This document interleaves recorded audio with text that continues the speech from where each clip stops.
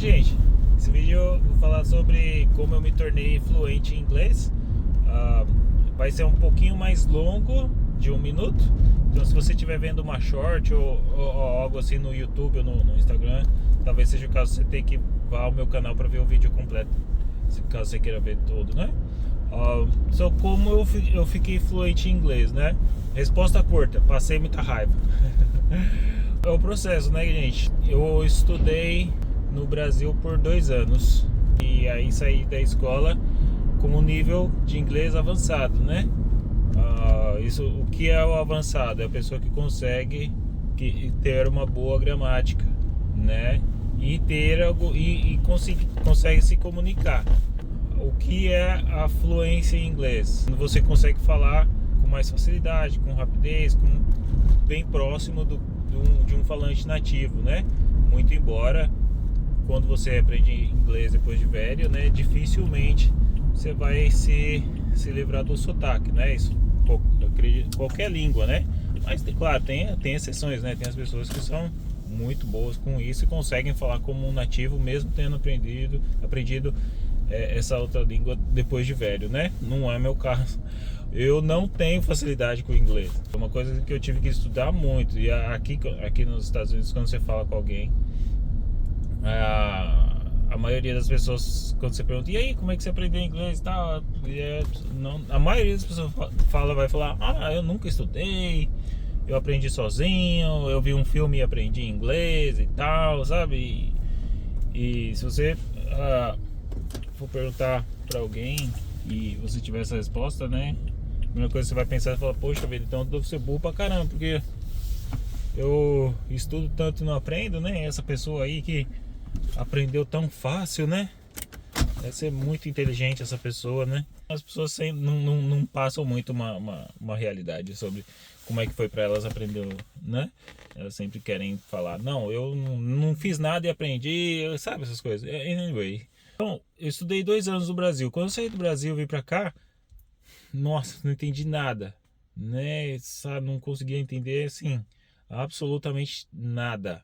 Teve um dia que eu tava morrendo de fome, queria comprar alguma pizza, alguma coisa, mas tava com medo de ir lá na pizzaria e pedir, porque foi um dos primeiros dias que eu cheguei, né? E comprar alguma coisa, sabe, pra comer e tal. E os primeiros dias aqui foi difícil, né? E aí, com o tempo você vai se soltando mais, né? Você vai ficando mais confortável com as suas limitações, né?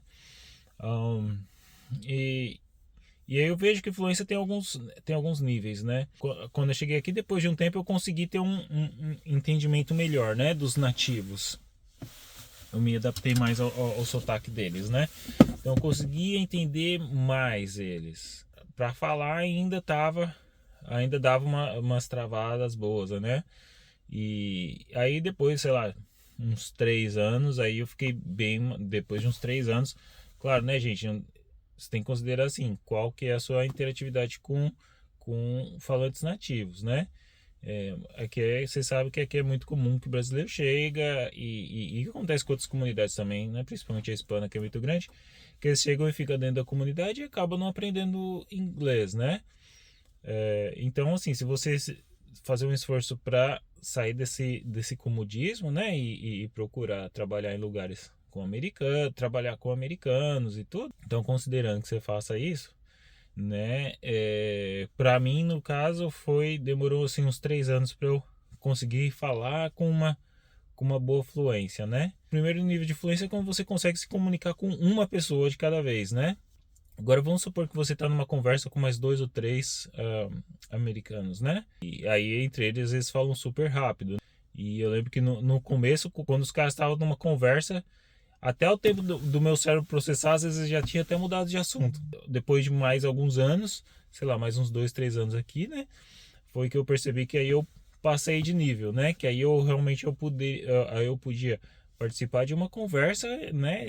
Ou de uma reunião com várias pessoas e poder entender, responder e interagir com eles na mesma velocidade deles, né? Sem o delay do processo de fazer a tradução na sua cabeça. O que eu tô querendo dizer com tudo isso é que demora, né? Pelo menos acredito para a maioria das pessoas que não são nenhum tipo de gênio, demora, né? Eu já, desde que eu comecei a aprender inglês até hoje, deve ter quase 10 anos já. E aí você pergunta, então você fala inglês perfeitamente? Não, nem de longe. Então, assim, é um processo de aprendizado que demora muito. Então, tem assim, para você não se frustrar e desistir, você precisa ter expectativas reais, né? Torçar e estudar bastante, você vai conseguir se comunicar em tipo 6 meses. Para você chegar a falar fluentemente, aí é um processo que demora um bom tempo. E, claro, depende também da experiência de cada um, né? Para mim, o que ajudou bastante foi quando eu comecei quando eu tive uma namorada americana e depois, né, esposa americana e tal. Aí, nossa, aí foi rapidinho. Fica a dica aí, né? Isso ajudou demais. Uma coisa é ter contato no trabalho e ter contato em casa também, né? Ajuda muito. E aí você chega ao ponto de você já começa a sua cabeça já começa a bagunçar, você já começa a pensar em inglês e tal, né? E aí você começa, quando você vai falar alguma coisa em português ou em inglês, aí é engraçado, que aí mistura tudo. E quando você, no pensamento, pelo menos comigo assim, no meu pensamento, às vezes eu começo uma frase em inglês, termino em português e vice-versa. Só queria que você, sim, cuidado com a expectativa, né? Para que você não acabe se frustrando e desista. Ah, já ficou muito longo. Valeu, obrigado.